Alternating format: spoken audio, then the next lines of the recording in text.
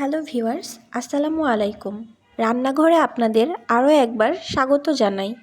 মাছ মাংস ছেড়েও ডাল ভুনা দিয়ে আমরা এক প্লেট ভাত অনায়াসেই খেয়ে ফেলতে পারি যখন সেই রান্নাটা মনের মতো হয়। আজ চেষ্টা করেছি খুব সাধারণ কিছু উপকরণ দিয়ে অসাধারণ একটা ডাল ভুনা রেসিপি আপনাদের সাথে শেয়ার করতে। আশা করছি ভিডিওটা আপনাদের ভালো লাগবে।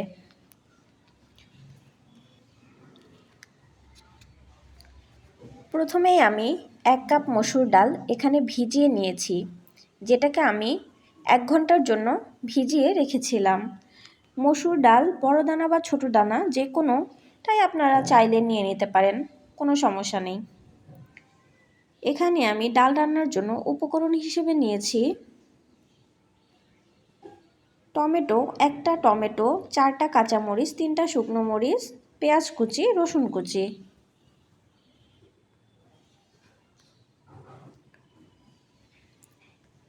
একটা প্যান গরম করে কড়াইতে দিয়ে দিচ্ছি কিছুটা তেল।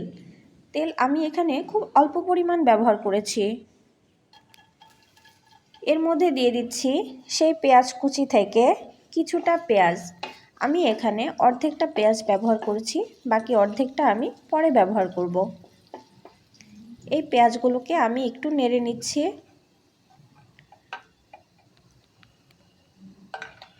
এখানে দিয়ে দিচ্ছি সামান্য হলুদ গুঁড়ো। ডালে কিন্তু হলুদ গুঁড়োটা খুবই সামান্য পরিমাণে ব্যবহার করতে হবে, তা না হলে ডাল থেকে একটা হলুদের গন্ধ আসবে। এখানে আমি সেই ধুয়ে রাখা ডালগুলো দিয়ে দিলাম। ডালগুলো পেঁয়াজের সাথে আর চুলার আঁচটা মিডিয়াম রেখে ডালগুলোকে খুব ভালোভাবে একটু ভেজে নিব। দিয়ে দিলাম স্বাদমতো লবণ। দিয়ে দিচ্ছি শুকনো মরিচের গুঁড়া। মরিচের গুঁড়োটা কিন্তু খুবই সামান্য পরিমাণে দিতে হবে, বেশি দিয়ে ফেললে আবার ডালের টেস্টটা চেঞ্জ হয়ে যেতে পারে। দিয়ে দিলাম সামান্য ধনে গুঁড়ো। এগুলোকে খুব ভালোভাবে নেড়ে চেড়ে নিব।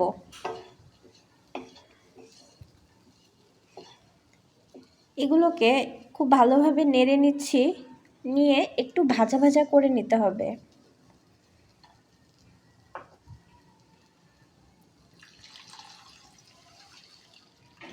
দিয়ে দিচ্ছি আমি এখানে পরিমাণ মতো পানি।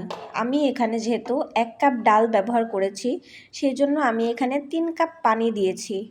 1 কাপ ডালের জন্য 3 কাপ পানি যথেষ্ট।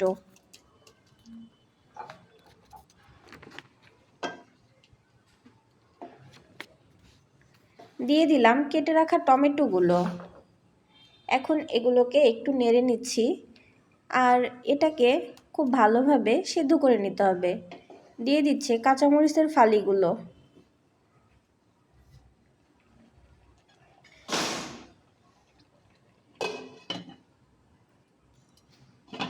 ঢাকনা দিয়ে ঢেকে রাখবো যতক্ষণ সিদ্ধ না হবে। এই ডালটা ভিজিয়ে রাখলে সেদ্ধ হতে খুবই অল্প সময় লাগে।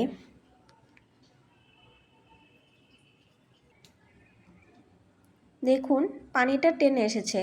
এখন আমি আরেকটা কড়াই বসিয়ে দিয়ে দিচ্ছি কিছুটা তেল। এখানে আমি পেঁয়াজ রসুনের ফোড়ন দিচ্ছি, যেটাকে আমি এই ডালে ঢেলে দিব। দিয়ে দিচ্ছি 3টে শুকনো মরিচ, আর যেই বাকিটা পেঁয়াজ রেখে দিয়েছিলাম সেই কাটা পেঁয়াজগুলো এখানে দিয়ে দিচ্ছি। দিয়ে দিচ্ছি রসুন কুচি। এগুলোকে একদম লাল লাল করে ভেজে নিব।